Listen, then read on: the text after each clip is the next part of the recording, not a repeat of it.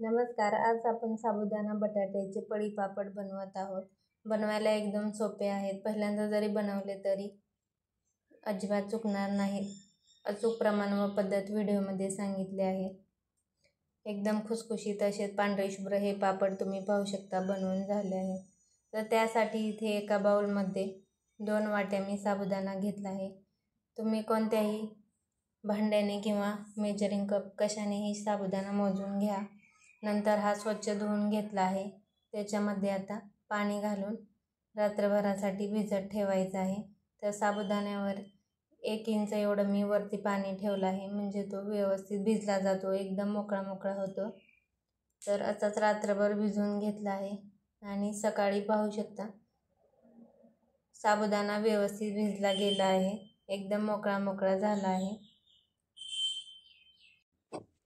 साबुदाणा पूर्णपणे इथे मी मोकळा करून घेत आहे. नंतर इथे आपल्याला एवढ्या साबुदाण्यासाठी 3 कच्चे बटाटे वापरायचे आहेत. तर साबुदाणा साईडला ठेवून इथे मी बटाट्याची साल काढून घेत आहे. नंतर हा बटाटा आपल्याला किसून घ्यायचा आहे.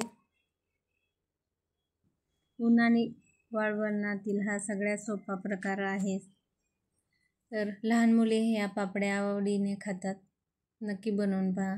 इथे मी किसणीचे जे मोठे होल आहेत त्या साईडने मी बटाटा किसून घेत आहे. जर तुम्ही अर्धा किलो साबुदाणा घेतला असेल तर बटाट्याचे प्रमाण वाढवू शकता.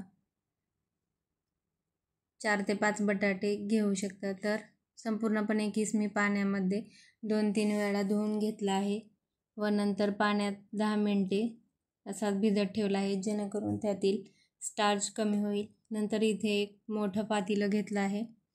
तर इथे 2 वाट्या साबुदाणा आहे, त्यासाठी इथे 10 वाट्या पाणी घेतले आहे. ज्या वाटीने साबुदाणा मोजला आहे त्याच वाटीने पाणी घ्यायचं आहे. जर 1 वाटी साबुदाणा असेल तर 5 वाटी पाणी घ्यायचं आहे. 2 वाट्या साबुदाणा असल्यामुळे इथे मी 10 वाट्या पाणी घेतलं आहे. नंतर याच्यात मीठ घालायचं आहे. मीठ तुमच्या अंदाजानुसार घालू शकता, कारण हा पदार्थ वाळवणीचे वाळल्यानंतर थोडंसं मीठ जास्तच लागतं, त्यामुळे अंदाजानुसार घालायचं. नंतर पाणी व्यवस्थित गरम झाल्यानंतर साबुदाणा घालायचा आहे. साबुदाणा घालून मिडियम गॅसवर सतत आपल्याला हलवत हे मिश्रण शिजवून घ्यायचं आहे. साबुदाणा ट्रान्सपरंट होईपर्यंत व्यवस्थित शिजवून घ्यायचा आहे. तर सतत हलवत आपल्याला हे मिश्रण शिजवून घ्यायचं आहे. तर जेवढं तुम्ही प्रमाण वापरलं आहे त्यानुसार कमी जास्त वेळ शिजण्यासाठी लागू शकतो. तर इथे 5 मिनिटं झाले आहेत आणि साबुदाणा हळूहळू वरती यायला सुरुवात झाली आहे. आणखीन पूर्णपणे ट्रान्सपरंट झाला नाही, पांढराच आहे.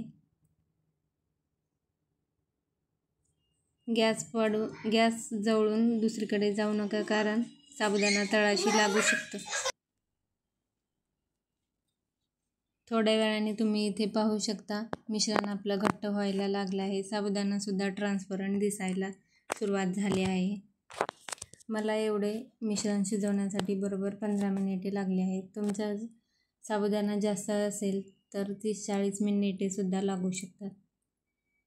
तर पाहू शकता साबुदाणा आपला व्यवस्थित ट्रान्सपरंट दिसायला लागला आहे. आता याच्यात आपल्याला बटाट्याचा किस घालायचा आहे. बटाट्याचा किस आपल्याला व्यवस्थित पिळून याच्यात घालायचा आहे. त्याच्यात पाणी राहता कामा नये.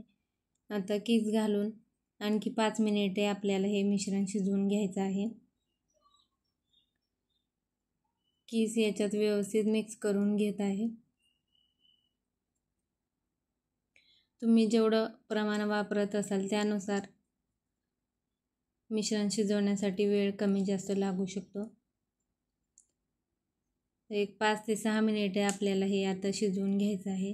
5 ते 6 मिनिटानंतर पाहू शकता मिश्रण आपलं व्यवस्थित शिजलं गेलं आहे. आता गॅस बंद करायचा आहे आणि हे थोडंसं थंड होऊ द्यायचं आहे.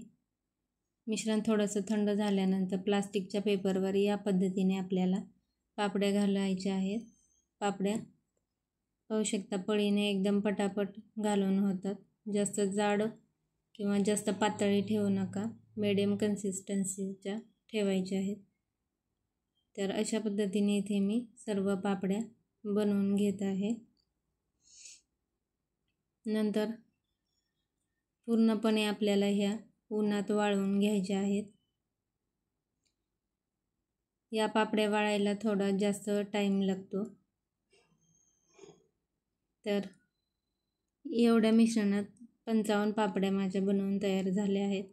तर 6-7 तासानंतर या पद्धतीने आपल्याला पापड्या पलटी करून घ्यायच्या आहेत, जेणेकरून दुसऱ्या साईडने सुद्धा त्या व्यवस्थित वाळल्या जातील. तर पूर्ण पापड्या मी इथे पलटी करून घेत आहे व 2 दिवस मी सकाळी पापड्या बनवल्या होत्या. बरोबर 5 वाजता मी या पद्धतीने पलटी करून घेत आहे. सर्व पापड्या 2 दिवस कडकडीत उन्हात वाळवून घेतल्या आहेत आणि पाहू शकता पापड्या व्यवस्थित अशा छान वाळवून झाल्या आहेत. आता मी तुम्हाला काही पापड्या तळून सुद्धा दाखवत आहे. तर कढईमध्ये तेल गरम करायला ठेवलं आहे. तेल व्यवस्थित गरम झाल्यानंतर पापडी टाकायची आहे. एकदम पांढऱ्या शुभ्र दुप्पट तिप्पट फुलणाऱ्या आपल्या या पापड्या बनवून तयार होतात. खायला सुद्धा खूप टेस्टी लागतात. एकदा बनवल्या की 3-4 वर्ष आरामात टिकतात, अजिबात खराब होत नाहीत.